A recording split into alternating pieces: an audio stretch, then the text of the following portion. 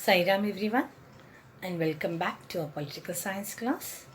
Children, we will be continuing with our same lesson, that is what is democracy and why democracy. Okay, we are going to continue with the same lesson. Children, we have already studied about arguments for democracy, also arguments against democracy. Okay, this is our last topic. Today we are going to take up our last topic, that is broader meaning of democracy. This is the last topic of this lesson. So let's see what it is. See, first I'll talk to you about evolution of democracy. See, democracy has not evolved today. It has evolved long back.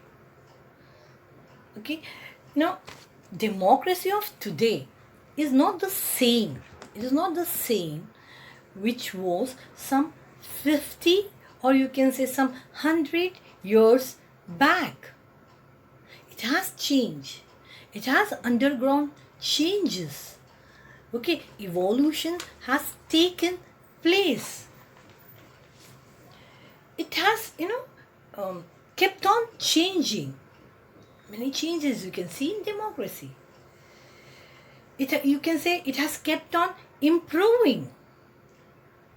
Now that we have, today the democracy that we have is called as representative democracy.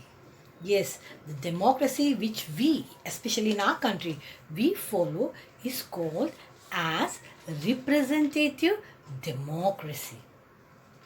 Now, see, in a democracy, actually democracy is of two types. One is direct democracy, the other one is representative democracy. Now, many years back, in few countries, they had this direct democracy, wherein all the people, they rule.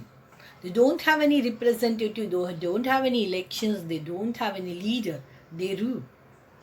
Okay, now today, no country have this type of democracy wherein people are involved to govern. People govern the country. No. So, what type of the government do we have? We have representative democracy. Okay. Representative democracy is what? Representative democracy is a democracy wherein representatives are elected by the people, by its citizen, and this representatives, they take decision on behalf of the people, of its citizens. Okay, they take decisions on behalf of the people, on behalf of the citizens. And these representatives, now I'll give you one example. We say we elect MLA or MPs in our constitution. These leaders, they represent us. Okay, this is practiced in our country at present. Therefore, this type of government or this type of arrangement is called as representative government. Here, the representatives, they take all decisions on behalf of the people. Now, why representative democracy is necessary? Why it is necessary? Why not direct democracy? See here, in our country, I'll give you example of India. India is one of the biggest democratic country. We have huge population. Yes, just imagine. Is it possible to include such a huge population in decision making?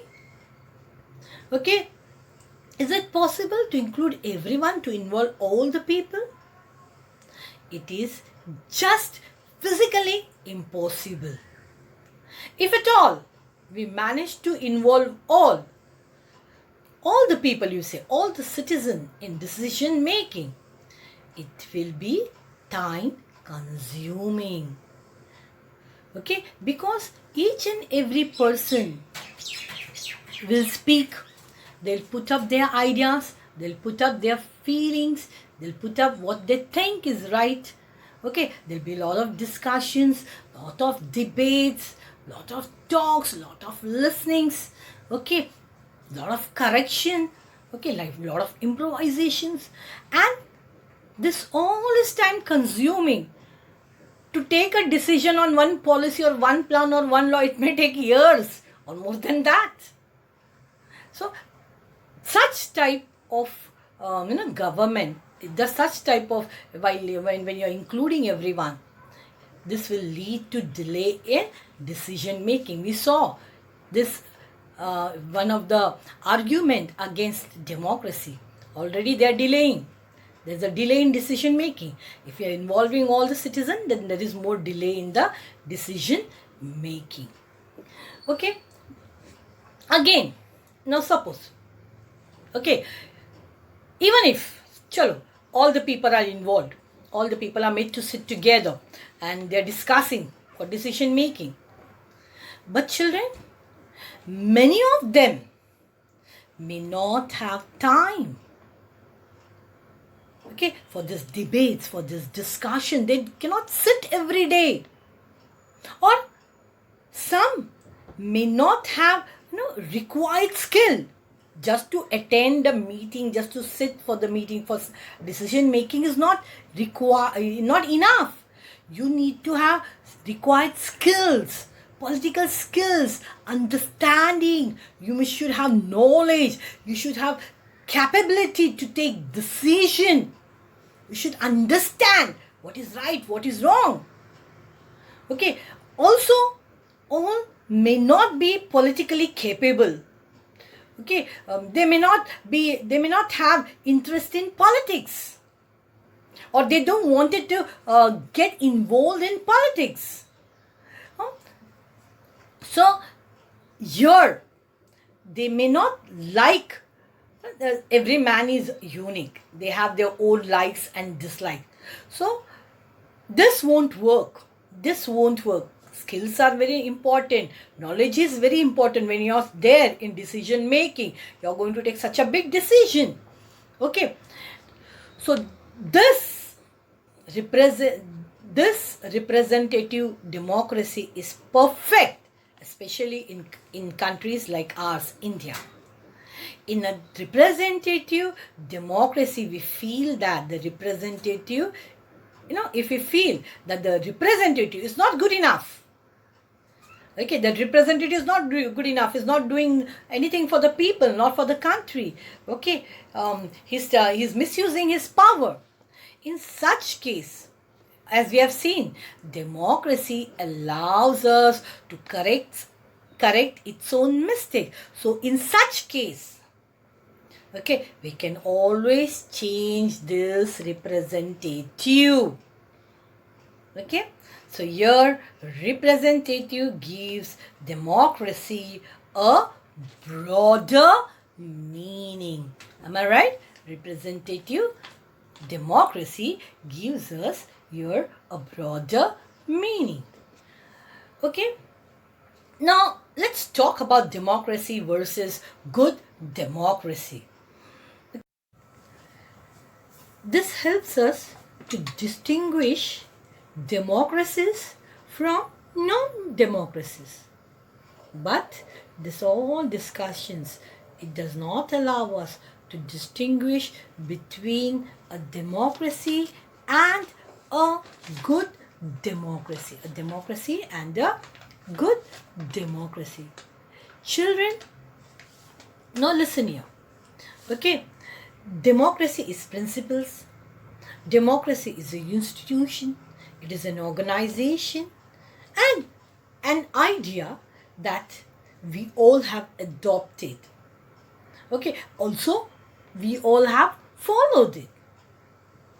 But when this democracy is implied, okay, when this democracy is implied effectively, or when it is people centric, or also when it is applied in a best possible way, this is called good democracy. Okay, this is called good democracy. As we use democracy for organization, nowadays we don't stick to democratic government. We use it for organizations rather than government. Sometimes, see, I'll give you example.